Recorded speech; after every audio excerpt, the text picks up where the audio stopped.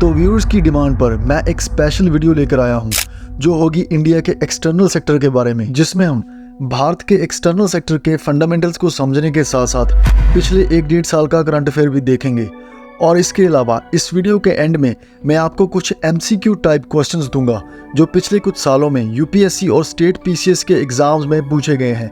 तो देखते हैं कि क्या आप इन क्वेश्चंस को सॉल्व कर पाएंगे। और ये वीडियो खासकर उन लोगों के लिए बहुत ही बेनिफिशियल होने वाली है जो नॉन कॉमर्स बैकग्राउंड से हैं या जिनको किसी भी तरह के इकोनॉमिक इश्यूज को समझने में प्रॉब्लम आती है। अब इंडिया का एक्सटर्नल सेक्टर एक कॉम्प्लिकेटेड सब्जेक्ट फील्ड है जिसमें हर साल कुछ ना कुछ चेंजेस आते रहते हैं। जैसे कि आए दिन आप अखबारों में पढ़ते होंगे कि इंडिया का करंट अकाउंट बैलेंस पिछले बहुत सालों से डेफिसिट में चल रहा है। इसके अलावा आपने अखबार में ये भी देखा होगा कि हर साल इंडिया में बहुत सारी फॉरेन इन्वेस्टमेंट FDI के रूप में आती है और बहुत सारे FPIs यानी कि फॉरेन पोर्टफोलियो इन्वेस्टर्स हर साल इंडिया की स्टॉक मार्केट से एग्जिट करते हैं। और इसके अलावा आई एम श्योर आपने बार बार ये भी सुना होगा कि इंडिया का रुपी इतना गिर चुका है या इतना बढ़ चुका है और इंडिया का एक्सटर्नल डेट यानी कि फॉरेन डेट बहुत ही तेजी से बढ़ रहा है। अब जितनी भी चीजें ये मैंने बोली हैं ये हर साल ऐसे चलती हैं कि एक लेमैन के लिए इनको समझना बहुत ही मुश्किल हो जाता है। तो इस वीडियो में हम इन चीजों को बिल्कुल बेसिक से लेकर एडवांस लेवल तक समझेंगे। और इस वीडियो के थ्रू मेरा मकसद ये होगा कि जब भी आप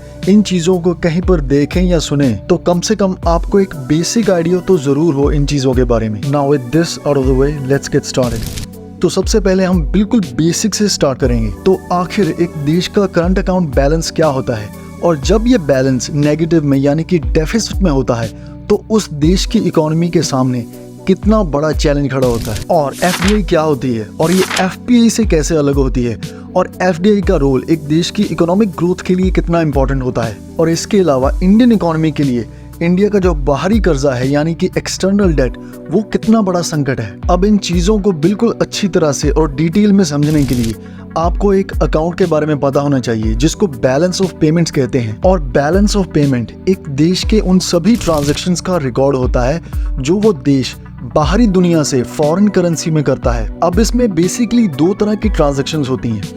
पहली वो ट्रांजैक्शन होती है जिसकी वजह से एक देश में फॉरेन करेंसी आती है, जैसे कि हम जितना भी एक्सपोर्ट्स दुनिया में करते हैं और जितनी भी FDI इंडिया में आती है। और इसके अलावा प्राइवेट रेमिटेंसेस यानी कि वो पैसा जो इंडियंस बाहर से कमाकर इंडिया को वापस भेजते हैं। इन सभी ट्रांजैक्शन की वजह से इंडिया में फॉरेन करेंसी आती है। और दूसरी वो ट्रांजैक्शंस होती हैं जिनकी वजह से फॉरेन करेंसी इंडिया से बाहर जाती है, जैसे कि वो चीजें जो भारत दुनिया से इंपोर्ट करता है और इसमें शामिल है crude oil, natural gas, pulses और वेजिटेबल ऑयल। अब इस बैलेंस ऑफ पेमेंट को ढंग से समझने के लिए हम थोड़ा सा डिटेल में जाएंगे।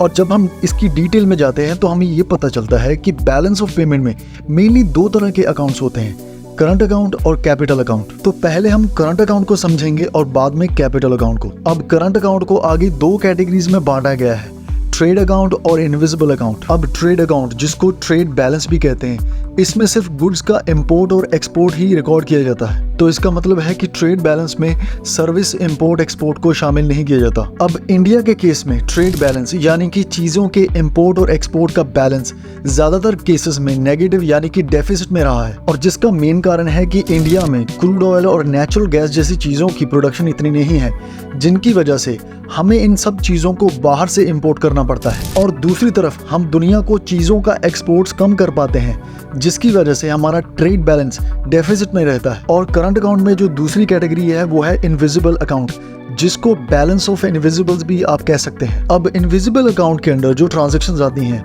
वो है सर्विस का इंपोर्ट और एक्सपोर्ट्स, प्राइवेट रेमिटेंसेस यानी कि वो पैसा जो इंडियंस बाहर से कमाकर वापस इंडिया में भेजते हैं। इसके अलावा स्टूडेंट्स जो फॉरेन से इंडिया में पढ़ने के लिए आते हैं और इंडियन स्टूडेंट्स जो इंडिया से फॉरेन में पढ़ने के लिए जाते हैं। और इसके अलावा वो सभी इंडियन टूरिस्ट जो इंडिया से बाहर घूमने के लिए जाते हैं और वो सभी फॉरेन टूरिस्ट जो इंडिया में घूमने के लिए आते हैं। अब इन सभी ट्रांजैक्शंस को एनालाइज करके इनविजिबल अकाउंट का फाइनल बैलेंस निकाला जाता है जो कि सरप्लस या डेफिसिट में हो सकता है। लेकिन इंडिया के केस में इनविजिबल अकाउंट का बैलेंस ज्यादातर सरप्लस में रहा है। जिसका मेन कारण है कि हम दुनिया को सर्विसेज का एक्सपोर्ट्स ज्यादा करते हैं और हम दुनिया के सबसे बड़े प्राइवेट रेमिटेंसेस के रिसिपिएंट हैं। इन सब चीजों की वजह से हमारा इनविजिबल बैलेंस सरप्लस में रहता है। अब इन दोनों बैलेंसेस को मिलाकर, यानी कि ट्रेड बैलेंस और बैलेंस ऑफ इनविजिबल, इन दोनों को मिलाकर करंट अकाउंट बैलेंस बनता है, जो कि डेफिसिट या सरप्लस में हो सकता है। लेकिन इंडिया का करंट अकाउंट बैलेंस ज्यादातर सालों में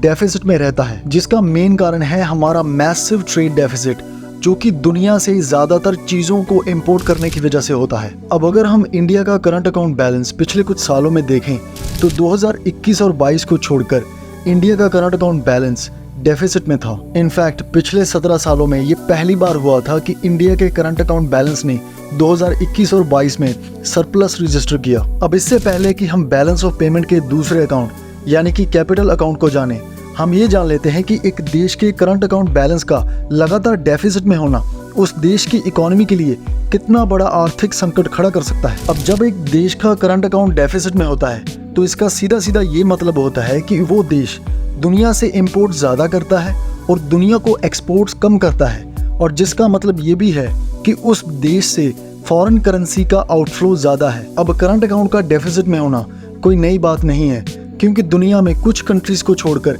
बाकी ज्यादातर कंट्रीज का करंट अकाउंट डेफिसिट में ही है। करंट अकाउंट डेफिसिट एक देश की इकोनॉमी के लिए तब तक कोई संकट खड़ा नहीं कर सकता जब तक उस देश का कैपिटल अकाउंट, जिसके बारे में अभी हम जानेंगे, वो स्ट्रांग है। तो इसका मतलब है कि अगर एक देश के कैपिटल अकाउंट के जरिए इतनी बड़ी मात्रा में उस देश में फॉरेन करेंसी आ रही है कि वो उस देश के करंट अकाउंट डेफिसिट को संभाल सकती है, तब तो उस देश के लिए करंट अकाउंट का डेफिसिट में होना इतनी बड़ी समस्या की बात नहीं है। लेकिन अगर उस देश का कैपिटल अकाउंट इतना स्ट्रांग नहीं है कि वो उस देश के करंट अकाउंट डेफिसिट को संभाल सकता है, तब उस देश के लिए अपने करंट अकाउंट डेफिसिट को पूरा करने के लिए सिर्फ एक ही ऑप्शन बचता है, और वो है इंटरनेशनल मार्केट से फॉरेन करेंसी की बोरोइंग। और इसी सिचुएशन को बैलेंस ऑफ पेमेंट का क्राइसिस कहा जाता है, और ऐसी सिचुएशन भारत ने 1990 में और श्रीलंका ने 2019 में फेस की थी। तो अब हम बात करते हैं बैलेंस ऑफ पेमेंट के दूसरे अकाउंट यानी कि कैपिटल अकाउंट के बारे में। अब इसके अंदर जो ट्रांजैक्शंस होती हैं उसमें शामिल है फॉरेन इन्वेस्टमेंट यानी कि FDI और FPI, NRI डिपॉजिट्स और एक्सटर्नल कमर्शियल बोरिंग। इन दोनों अकाउंट्स को मिलाकर बनता है बैलेंस ऑफ पेमेंट्स। तो अब हम तीन चीज़ों को यानी कि FDI, एक्सटर्नल कमर्शियल बोरिंग और NRI डिपॉजिट्स, इन तीनों को इनके 1 या 1.5 साल के करंट अफेयर के साथ डिटेल में जानेंगे। तो इस साल जून 2023 में ये डेटा हमारे सामने आया था कि साल 2023 और 24 में इंडिया में $70 बिलियन की FDI फॉरेन इन्वेस्टमेंट के तौर पर आई, जिसमें सबसे ज़्यादा FDI इंडिया को सिंगापुर से, उसके बाद मॉरिशियस और USA से आई। फॉरेन इन्वेस्टमेंट मेनली दो तरह की होती हैं, FDI यानी कि फॉरेन डायरेक्ट इन्वेस्टमेंट और FPI यानी कि फॉरेन पोर्टफोलियो इन्वेस्टमेंट। ये दोनों अलग तरह की इन्वेस्टमेंट होती हैं, जहां पर FDI में एक फॉरेन इन्वेस्टर एक फॉरेन कंपनी में कम से कम 10% के शेयर को खरीदता है, और इसके साथ साथ वो इन्वेस्टर अपने पैसे को उस देश में अपनी लॉन्ग टर्म प्रेजेंस को मेंटेन करने के लिए इन्वेस्ट करता है। वहीं पर FPI एक शॉर्ट टर्म इन्वेस्टमेंट होती है, जिसमें फॉरेन इन्वेस्टर्स एक देश की स्टॉक मार्केट में कंपनीज के शेयर और बॉन्ड्स को खरीद कर करता है।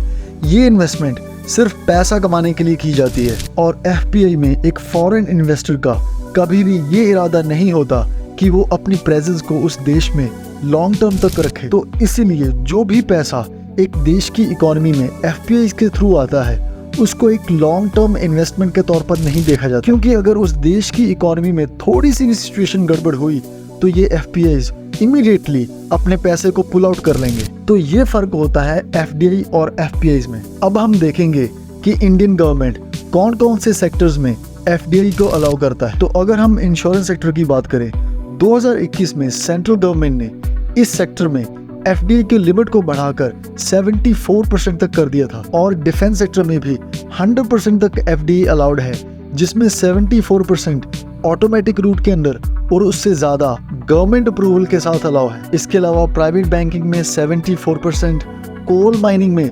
100% तक की FDI ऑटोमेटिक रूट के अंदर अलाउड है। और हाल ही में इसी साल फरवरी 2024 में सेंट्रल गवर्नमेंट ने स्पेस सेक्टर में भी FDI को अलाउ कर दिया, जिसमें सैटेलाइट मैन्युफैक्चरिंग के फील्ड में 74% तक की FDI ऑटोमेटिक रूट के अंदर अलाउड है। आज के समय सिर्फ 2 सेक्टर ऐसे हैं जिसमें इंडियन गवर्नमेंट एफडीआई अलाउ नहीं करता है, जिसमें शामिल है एटॉमिक एनर्जी, गैम्बलिंग और रेलवे ऑपरेशन। आइए अब हम जानते हैं कि इंडिया के ऊपर बाहरी कर्जा यानी कि एक्सटर्नल डेट कितना है। तो अगर हम इंडिया के ऊपर फॉरेन डेट की बात करें तो मार्च 2024 तक इंडिया के ऊपर $663 बिलियन का फॉरेन डेट था, जो कि इंडिया की जीडीपी का 18.7% होता है।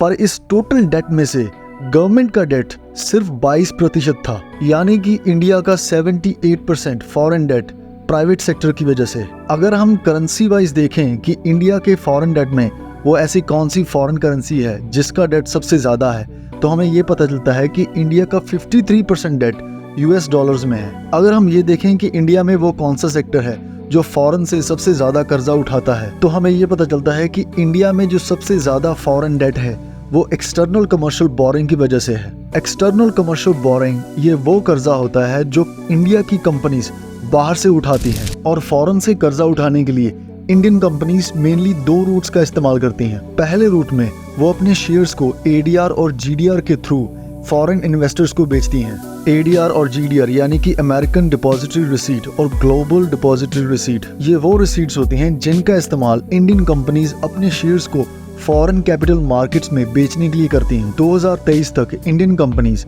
अपने शेयर्स को फॉरेन स्टॉक एक्सचेंजेस पर डायरेक्टली लिस्ट नहीं करवा सकती थी, इसीलिए ये कंपनीज अपने शेयर्स को फॉरेन इन्वेस्टर्स को बेचने के लिए एडीआर या जीडीआर का इस्तेमाल करती थी। लेकिन इस साल जनवरी 2024 में इंडियन गवर्नमेंट ने इंडियन पब्लिक कंपनीज को फॉरेन स्टॉक एक्सचेंजेस पर डायरेक्टली लिस्ट होने के लिए अलाउ कर दिया। इसके अलावा दूसरा रूट जिसका इस्तेमाल इंडियन कंपनीज बाहर से पैसा उठाने के लिए करते हैं वो है बॉन्ड्स। अब इंडियन कंपनीज फॉरेन इन्वेस्टर को 2 तरह के बॉन्ड्स इशू करती हैं। पहले होते हैं FCCB यानी कि फॉरेन करेंसी कन्वर्टेबल बॉन्ड्स, जो कि फॉरेन करेंसी में इशू किए जाते हैं, और दूसरे होते हैं मसाला बॉन्ड्स जो कि इंडियन करेंसी में होते हैं। इन दोनों बॉन्ड्स का इस्तेमाल इंडियन कंपनीज बाहर से कर्जा उठाने के लिए करते हैं। और जैसे कि वीडियो की शुरुआत में मैंने आपसे कहा था कि हम इस वीडियो के एंड में कुछ MCQ सॉल्व करेंगे। आपको करना यह है कि मैं हर क्वेश्चन के आगे एक सीरियल नंबर डालूंगा, जैसे कि 1 2 3। जैसे कि अगर आपको पहले क्वेश्चन का आंसर ऑप्शन नंबर 2 लगता है तो आपने कमेंट सेक्शन में Q1 लिखकर ब्रैकेट में उसका सही ऑप्शन डालना है।